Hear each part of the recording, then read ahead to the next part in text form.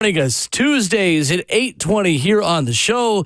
He's Ramon Foster. I'm Will Bowling. Austin, there is a lot to get to as always. Tennessee heads into bye week number 2. Good morning. How are you?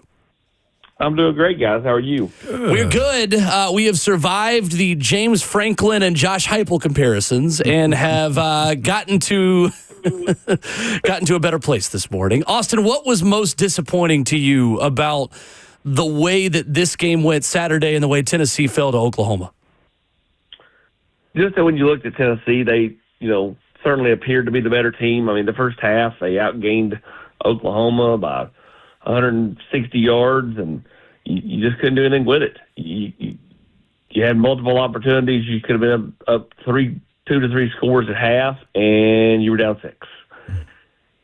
And little things, just the inability to do the little things has been the bugaboo for this team. The defense has been the weakest link for most of the year, but Saturday night they were not. They were the team or the unit that kept you in the game. They played a game well enough for you to win, and you offensively just couldn't get it done. I don't know if it was just the lack of patience from Joey and Heupel on offense with those deep shots when they were giving you that 3 high safety look. I don't know the exact cause offensively for some of the mistakes, but it just the turnovers, obviously the scoop and score, and that just kind of changed the momentum of the game. Ramon, it was tough because you had a chance to go there up 10-0 or potentially 14-0. You got down to about the 25-yard line. Instead, next thing you know, all the momentum's back with Oklahoma. It's 7-7, and it was a dogfight from there, and Tennessee just wasn't able to pull it out. Austin, it felt like in a lot of ways, Joey Aguilar kind of became what a lot of us feared he might be all season at a really bad time against Oklahoma. Just how surprised were you at some of the decisions that he made? I know Josh Heupel said postgame that there were even some runs where they're making the wrong decision in some of the RPOs that should be handed off or he should be keeping around the end. Just how surprising was that to you, the way Joey played? Yeah, I mean, I think it was a bit surprising because to this point, we're 9 games in, and I'm not going to say he's been perfect, but I mean, for the whole, he has not put the ball in harm's way the way everybody described at Appalachian State, and he performed pretty admirably. Saturday, the 2 throws that got picked were just bad throws, bad decisions. What are you seeing there? There's no way functionally you should have thrown either ball. Now, I would also tell you, you go to the opening drive of the second half, you get a stop. He threw 2 balls there that easily could have been picked before, Staley caught the pass and the 2 defenders collided and he ran down the sidelines for the touchdown. So, there were other opportunities for interceptions to happen in that football game. The fumble, listen, that was a missed block.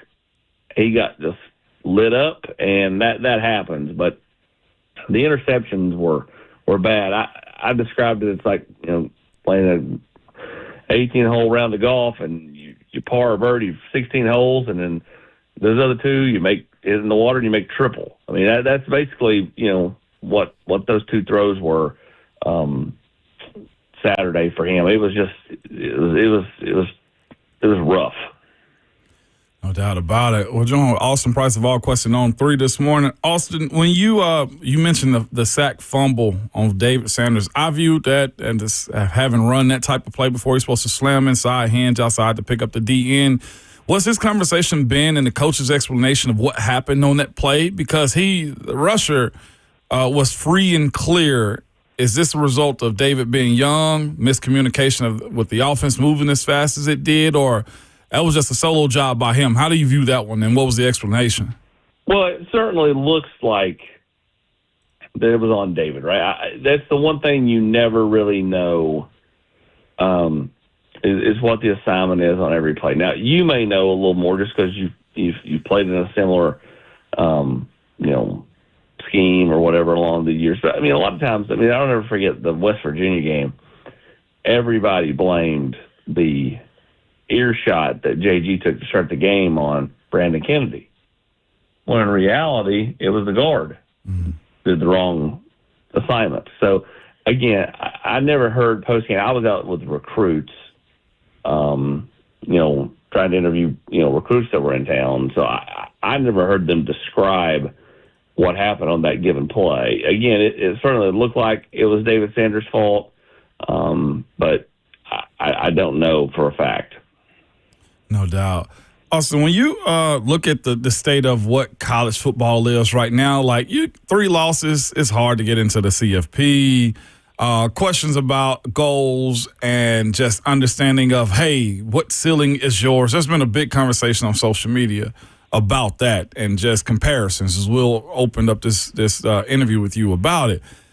In today's world, Austin, you can be as brutally honest as you want to. What's a good coach? What's good standards to have in this new NIL transfer portal payment plan of what college sports are now? Is 3 losses, calls for being fired? Like, what constitutes a level of health for a program and for coaches? I think the expectation in this current landscape, and especially when they go 16 teams, should be the CFP. I would also tell you that this is more like the NFL than it's ever been, and you're going to have years that you just, to quote it, you don't make the playoffs. You played in the NFL for over a decade, Ramon. I mean, every year somebody kind of rises up, and when somebody rises up, when there's parity, then somebody's got to take a little bit of a notch down. Now, I would tell you, I'm going to let the last 3 games play out. If you go 9-3, you don't make the CFP. Before the season started, everybody predicted you to go 9-3 and not make the CFP. And if you go 9-3 and you don't make and you're not in the college football playoff, I think the fans are frustrated because the 2 games, the Georgia game, you had them and you let them off the hook, and then Oklahoma, you certainly look like the better team, and you found a way to lose that game at home. So that it's how it played out is going to be the frustration. Now, if you don't win out and you're sitting there at 8-4, 7-5, then obviously that's a struggle bus. I'm not one that thinks anybody that thinks Josh Heupel needs to be fired needs to grow up. Like you better come to terms with this is a lot more like the NFL now than it ever has been. You look at Georgia. They're sitting there at 1 loss. They found ways to win games. They easily could have 4. Yeah. Easily could have 4. They found ways as a more experienced team to win the football game.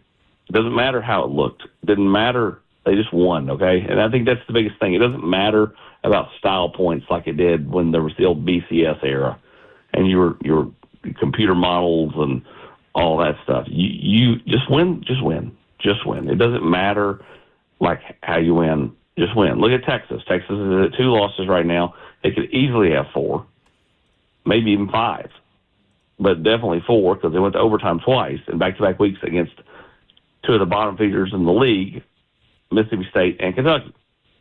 Same Mississippi State team that took Tennessee to overtime. So, Mississippi State's maybe just not that bad. They just can't get over the hump. So, a lot of parity. And I think the biggest thing for me is you just have to take it year by year. You just don't want to free fall. Like I said, when somebody comes up, somebody is going to have to come down a little bit. You just don't want to be the team that free falls. Coming down a little bit is okay. You just can't free fall. Austin Price of VolQuest's On 3, our guest this morning on Ramon and Will. Austin, remember we were talking in the offseason about how Tennessee made a little bit of a philosophical shift this year. Let's play young, talented high school recruits that we believe in and not go replace them with somebody else's high school recruits and transfers just for the sake of getting transfers. What are some of the controllable things you feel like this program could have done this past offseason to still have playoff expectations, Austin? Or was this just always going to be a reset year considering how much this team lost last season? Yeah, I don't know about reset year. The receiver, you would have said receiver before the start of the season because, how many people this past offseason said, they should have went to the portal. It's inexcusable. It's malpractice, all these things. And the receivers have been great. I just think, it's one of those things where, maybe they could have gotten more help at safety. Maybe they could have gotten more help at defensive tackle. Everywhere else, I think Tennessee's been fine. Obviously, the change of quarterbacks was not ideal, but listen, Joey's performed well, and for the most part, on the whole, and has given this offense definitely a shot in the arm compared to where it was a year ago, scoring points and those type of things. So, I think just you get back to parity. You've got to find a way to win close games. You had two teams right where you wanted them, especially Georgia in the second half late. You let them off the hook. You had a chance to step on their neck, and then you settled for the field goal and went up 8, and they went down and forced overtime, and you lost. And then Oklahoma, you dominated the first half, could have been up 2 to 3 scores, and you were down 6. So you look at those two games, and that's how it shapes the season. If you find a way to win those games, we're not having the discussions we're having right now, and the message boards and Twitter and all that aren't what it is. So, again, it's a fine line. You got to find ways to win those games, and you got to find ways to win out. Again, 7-5 not good, inexcusable. 8-4 wouldn't be ideal, and 9-3. I think again, people would be frustrated with how they lost those two games, but 9-3 and going to a Florida Bowl is something the team should aspire to be, because walking around here in shorts for bowl practice sure beats walking around in sweats and no offense to you guys, Nashville, Memphis, or Charlotte. Fair. Very fair.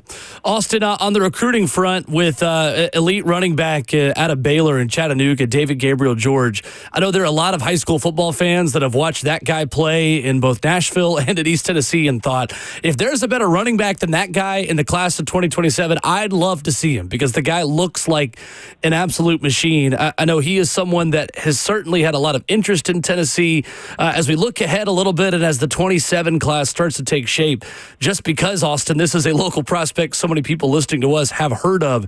Where is Tennessee at with him at this point, and who else is in the mix? Well, it's Ohio State and Georgia are the other two teams. Tennessee is, to me, the team to beat right now. They have the most momentum as we head off into the playoff, high school playoffs. Don't think he'll take another visit this year. I think there's likelihood is he's done. His family was in Knoxville back-to-back trips for Arkansas and for Oklahoma, including his aunt and uncle this past trip, so extended family. Again, Tennessee's got a lot of momentum there. They'll just have to keep the momentum, because that thing will drag into next year like 90% of the recruitments will. And so you're just going to have to keep the momentum up. But currently right now they have a lot of momentum. And having Gabe Osenda, having Jamin Theodore, two of his teammates committed here, coming here, that's huge for Tennessee, because he is very relationship-based and he's very tight with those kids. All right, makes sense then.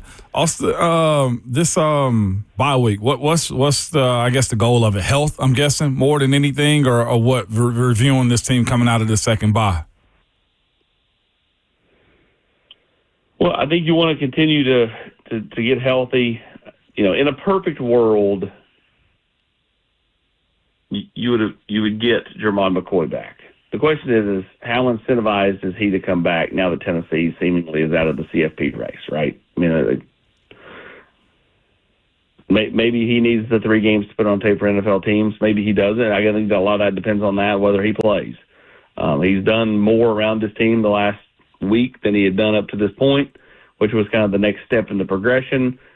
It certainly felt like he was poised to return before the game. Has that changed with the loss? Obviously, that would be a nice jolt to the defense, to the secondary, going to the Swamp, playing Vanderbilt at home. Other than that, it's just find ways to win games, Ramon, and by any means necessary. I think you have to be cognizant of some young guys that if New Mexico State's going to be big. It'll be their last real opportunity to get some real run. I mean, they might play spot duty in those last 2 games, but I mean, if you can get in the Desan Brames and the DeJuan Morrises and those type players early against New Mexico State, I would do it. Get them feeling good about the end of the year heading into 2026. So I think the next, 2 weeks are pivotal as they try to keep this team together, knowing that the CFP is not an option. And again, where do these kids want to go bowling? Where are they motivated to go bowling over these next 3 games? I think that will drive what this team is or does. Speaking of secondary, Austin Price. 0, if I'm not mistaken, snaps with Boo Carter. Punt return, hits him in the face, fumbles it, got it back. What's the deal? And just quite frankly, if the portal was open right now, would he be in? That's kind of where I just want to go with it. If he's not going to play defense, he sure wouldn't be my punt returner. Yeah. That's kind of where I'm at with it. If he don't play a snap on D, what behooves you to put him back there for punt return? If you feel like that he's checked out on defense, that you don't want him out there after he gave minimal effort and started to jog against Kentucky two weeks ago, why is he returning punts? Right. Either way, Boo Carter won't be here come January. So, again, if I'm Tennessee, if there's a kid on my roster that I don't think will be here in January, that you think is checked out, whether that's him or someone else, I'm not wasting any reps in practice, in games, or anything like that on those kind of kids. You better use those reps on kids that you think and you want to be here. Exclamation point. Well put. Well put. VolQuest's Austin Price, our guest, Tuesdays at 8:20. Austin, enjoy the bye week, and we will talk to you soon. Thanks, Austin. Appreciate it, guys. Thank Yes, you. sir. Yes, sir. Austin Price of VolQuest and On3 with us. I hope I didn't put Austin in a bad spot with that one, but No, I know you didn't. Austin's Look, I mean, it's around that conversation. not a secret that Boo Carter's not going to be on Tennessee's 2026 football team. Austin gave a very definitive answer on just exclamation point into Yeah. the business of this, like Austin said, at least in the NFL, there are repercussions for this. Like, you can find somebody conduct detrimental to team. I don't know if the NIL era, the way these contracts are set up, to where you can slap somebody on the wrist and say that's $5,000. Now it's $10,000. Right. Now it's $40,000. Now the consequences of these type of situations, they don't happen as often in the NFL. Like, I know you can reference Antonio Brown and be like, well, AB did it. Well, AB also lost millions in that situation. Right. What's your consequence? And that's just one of those situations. Like, that's a CBA has to be in place. The Boo Carter experience needs to end in Knoxville. Point blank. Period. Austin said it 100% right, and you asked a good question. It's a great question.